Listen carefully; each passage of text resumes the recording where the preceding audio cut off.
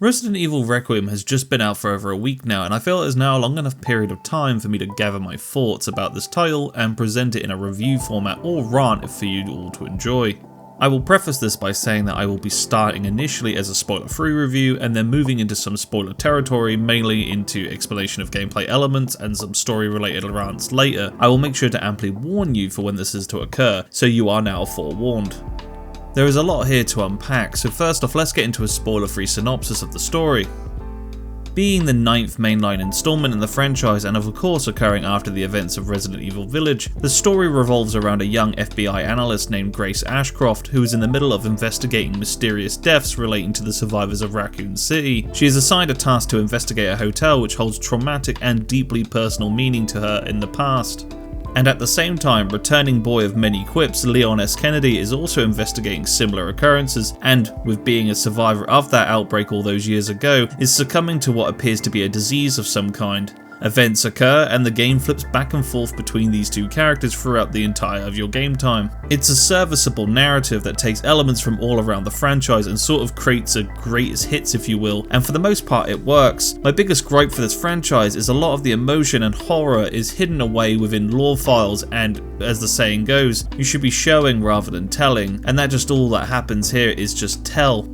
I would say the narrative is the game's weakest point, and for those reasons I'll cover after this spoiler-free section is done, but the gist of it is this: there's too many plot points unanswered or brought in to retcon previous events, and there's just barely any fleshing out of the villains that leave no sense of threat to our two protagonists. So by the time the credits rolled, I was just feeling numb, and there wasn't really a point that made me react audibly to what was happening on screen, and for most of my playtime I could say story-wise I was just greeting it with an annoyed grunt. Grace's gameplay is the first-person horror similar in design to that of RE7 and 8 for those unaware. Leon however is your traditional third-person experience and plays mechanically like the RE4 remake. One note I will say is both characters can be flipped from first person to third person's perspective and vice versa, while in my main playthroughs I kept the camera as per developer intent, with Grace's sections being in first person and Leon's being in third person respectively. Grace's gameplay is the front-loaded part of this game, with Leon getting more time to shine in the second half, but it does flip between the both of them within their respective halves as well. I have finished the game multiple times in varying difficulties, including various challenge runs, so I feel like I have a good grasp on how each character feels to play. Grace's sections to me are the strongest part of the game. The level design, enemy variety, and the traditional Resident Evil gameplay are all here, and when it comes to her segments in my opinion, they're even vastly improved upon from what RE7 and 8 left the groundwork for. The hospital, as per the trailers and preview events, is where you spend a big chunk of your time in the game, and I will say it is a wonderfully designed level. It just has enough to keep the player invested, whether that is the exploration, enemy placement or puzzles. I feel the overall atmosphere and level design is the strongest in this section, and it's also some of the strongest level design in the franchise as a whole.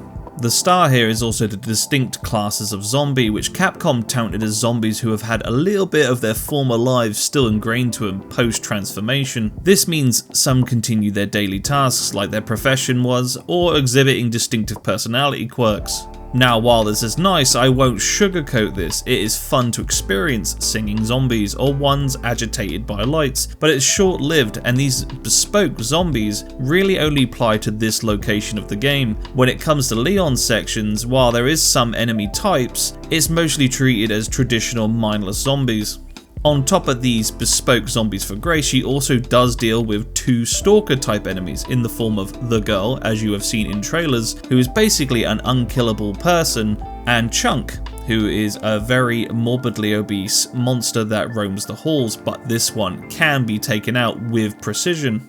To me, Resident Evil is all about the atmosphere and survival horror, and I do feel like the franchise has lost its footing in the days of from RE4 to 6, and somewhat found it again within 7 and 8. RE9 really takes note on what's worked in 7 and 8 and has created some of the best first-person horror gameplay I have personally played in a game to date. Whether that's sparse ammo placement, unique zombies, puzzles, and even the blood mechanic, which is a primary crafting method for Grace, fine-tuned the groundwork 7 and 8 had provided. I will say if you are an experienced player, the blood crafting mechanic can also trivialize segments, and if you are also good at conserving ammo, etc., you would get to a point where you essentially have Grace becoming a walk-in ammunition box.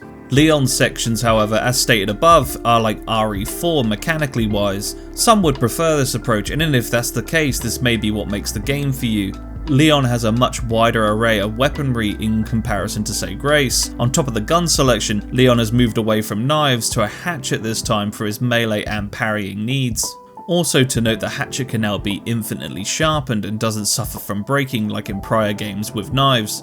I feel Leon controls incredibly well. The gunplay with some setting tweaks are on point. The melee and parrying as usual give you more tactile options of dispatching enemies. While this is also technically a mild spoiler mechanically, it's hard to justify omitting it from this part of the review. Leon's sections are more focused on dispatching zombies. More zombies defeated, the more points you get, which in turn are redeemed at a cash shop. You can use your points to buy weapons, ammo, health items, or even upgrades to your weapons to improve damage, reload speed, stability, etc. Now, while I do like this system, I do prefer, or I should say miss, the merchant from, say, RE4 Remake or like the Duke from RE8. The main crutch for me, however, when it comes to Leon, is the level design of his sections. While his gameplay is solid and outright fun at points, it's brought down by bland environment design that goes on for too long. His sections in the early game as well are unique in that any zombies dispatched by Grace will not be there for his. I wish they added some more in, because if you are effective in one segment, it becomes pretty barren in his. Thankfully, that only applies to the first half of the game and not to the latter half.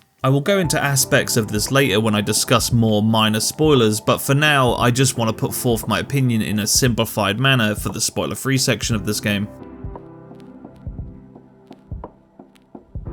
There is one aspect of this title that is a cut above most of the industry, and it's its visuals. Using Capcom's in-house RE engine, RE9 boasts impressive environmental and asset detail, alongside some of the best looking character models in gaming. The variety of locales in this game really highlights what the engine is capable of. It has come a long way since the RE engine was first introduced, and has gone on to power multiple other Capcom titles like Devil May Cry 5 and Monster Hunter Wilds.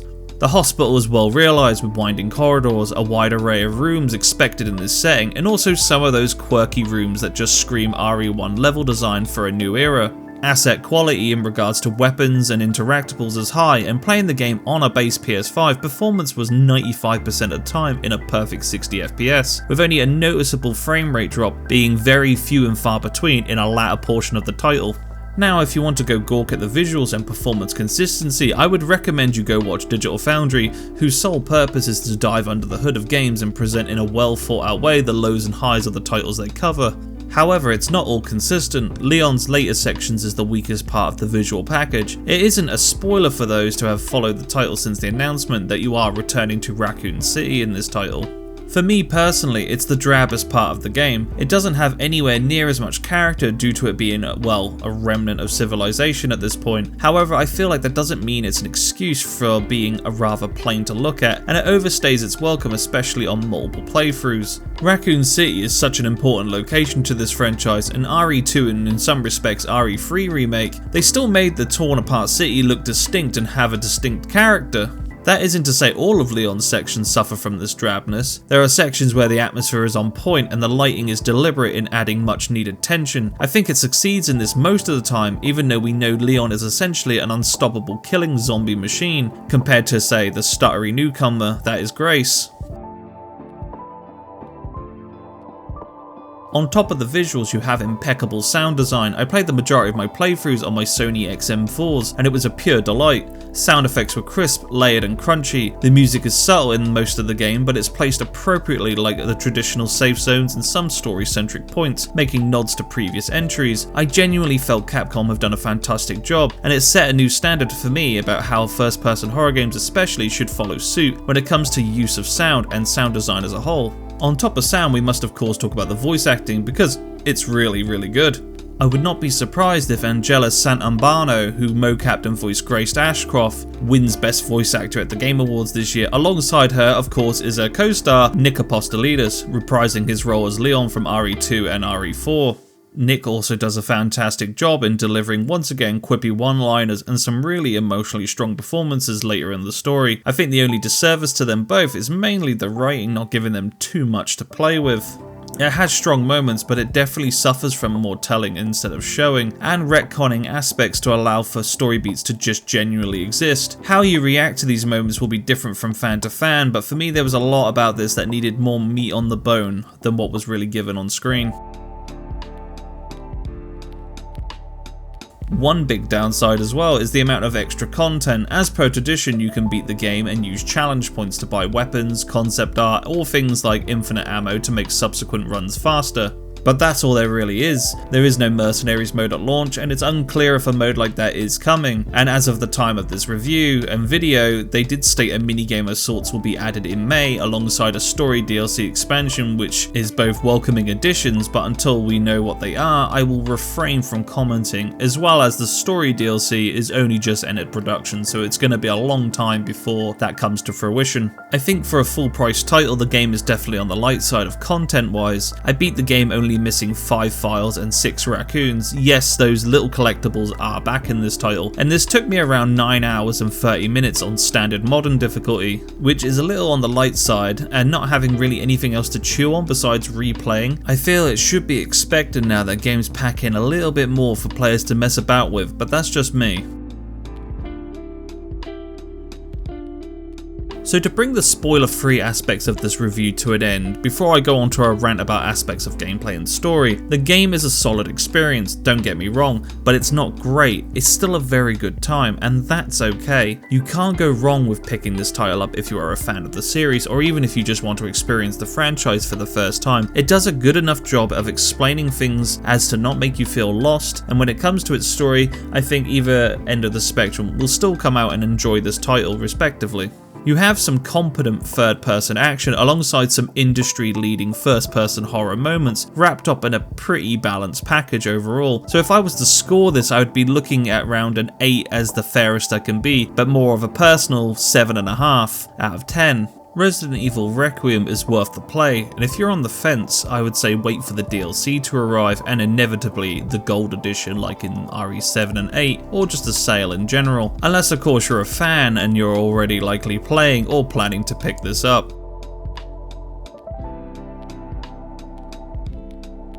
So with the spoiler-free section out of the way, let's get into some core gripes I have with this title. I will go into the story first and then the gameplay second. Personally, the story here is really weak. There is barely a plot here, and Leon is borderline unneeded to the plot for it to even still exist. Resident Evil games are notorious for telling and not showing their stories, or famously putting a load of lore files right at the end to explain a lot of the happenings, and I have always disliked this approach. It isn't as bad here in this title as say RE8, but it's still apparent that reading these is mandatory to get anything meaningful out of the plot. We have 2 weak villains on top of this in the form of a Wesker clone from Wish and a Victor Gideon, who is the strongest of the two but lacks screen time to really be developed into something more long term.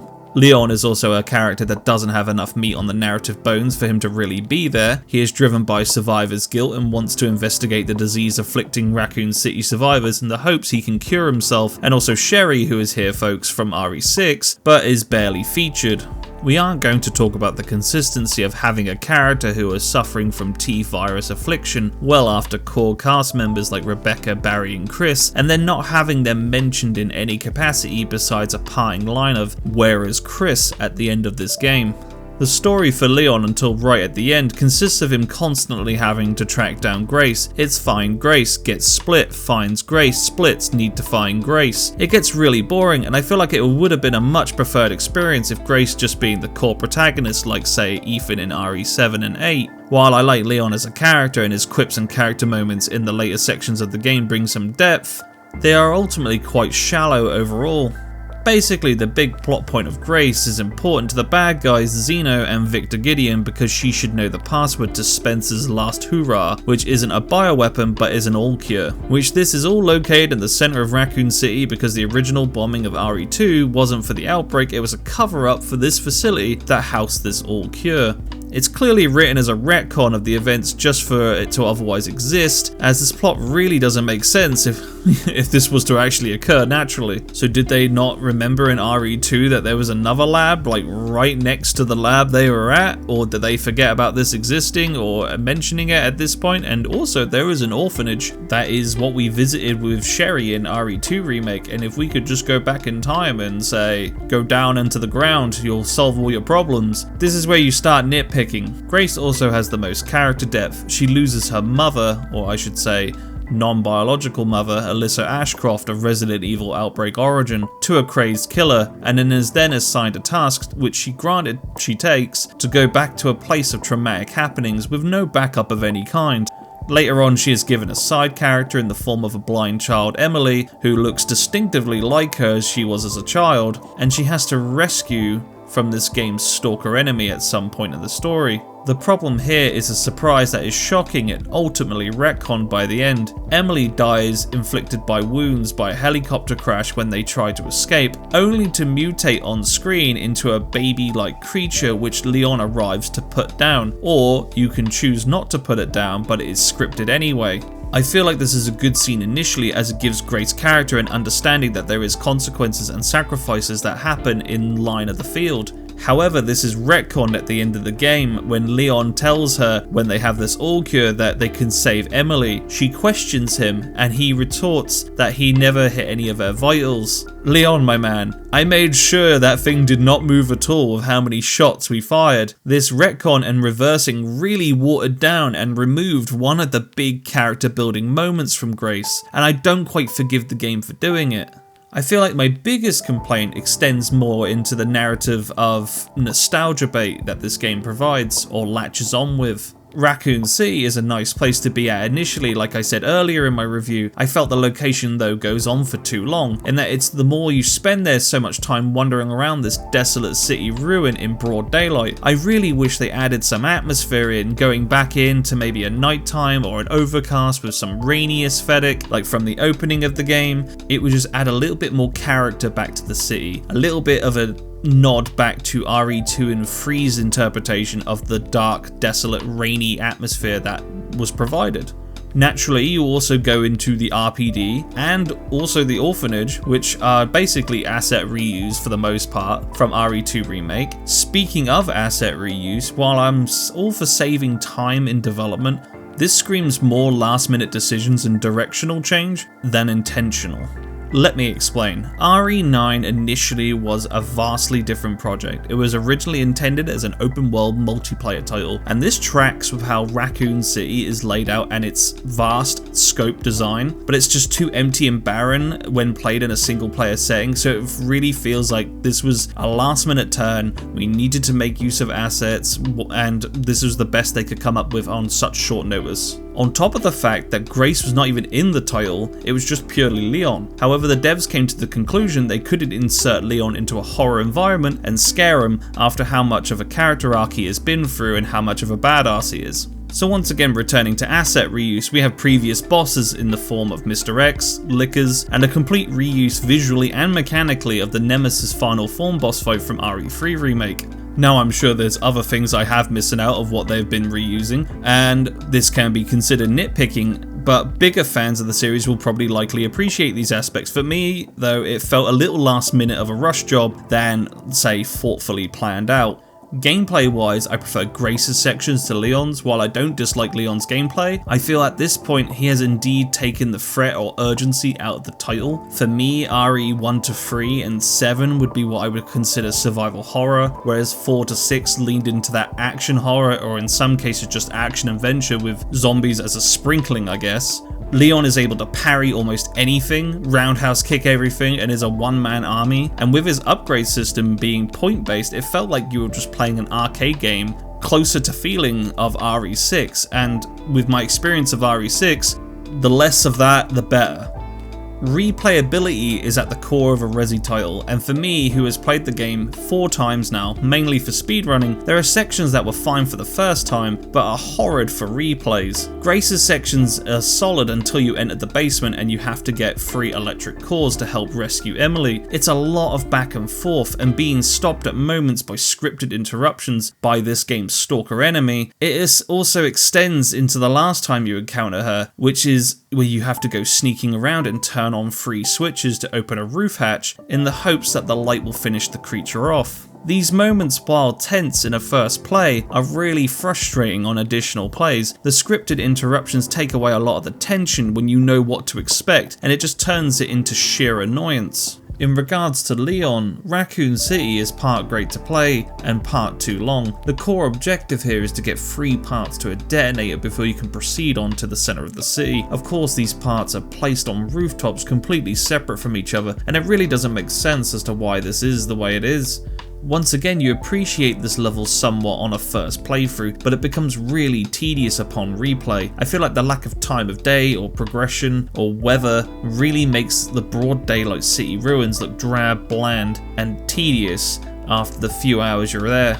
Lastly, the flashback segment in the orphanage where you're playing as a young Chloe. It is a very slow, pace-breaking section, and a lot of it is just having to wait for scripted pathfinding to finish before you can proceed. It isn't well designed, and it just has you wishing it was over as soon as it begins. So outside of these sections I have mentioned that really drag down the experience, the last gameplay related complaint I have is towards its boss fights. Grace essentially doesn't get one at all. She only has to avoid a stalker enemy that she doesn't actually kill per se, it's more that the environment does it. You don't actually fight in any particular capacity. Leon, however, gets all the bosses: a spider, a giant plant, a Mr. X rematch, and of course the final boss Gideon, or should I say the Nemesis repeat.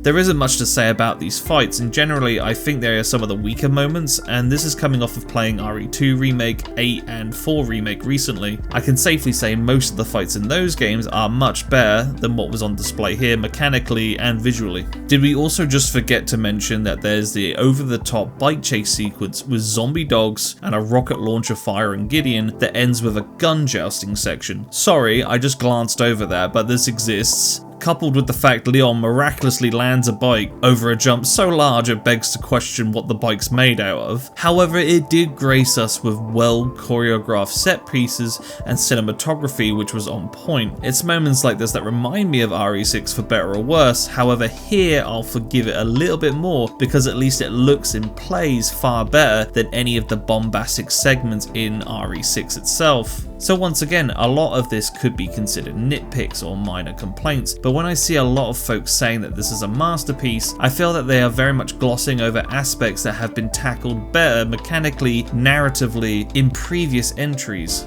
Whether that is boss design, level design, pacing of the game, or even how the story is told to the player. But that isn't to say it's a bad game. No, it is far from it. It is a good, solid title, and I enjoyed my time with it.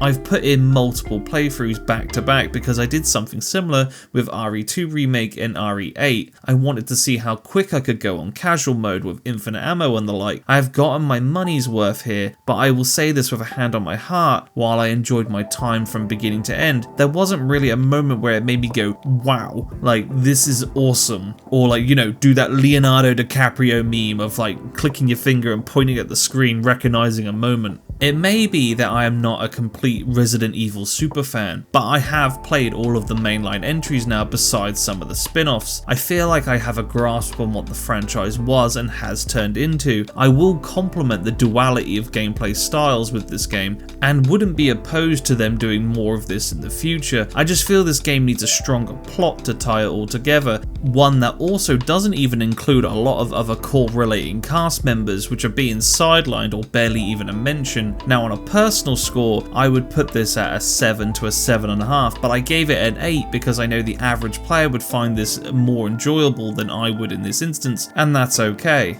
So here comes to the end of the video. And for those who have stayed and listened to all of this, I would like to thank you for your time and energy, and if you liked what you saw, please leave a like, a follow, and a subscribe if you haven't already, and I will catch you all in the next video. Take care and have a wonderful rest of your day.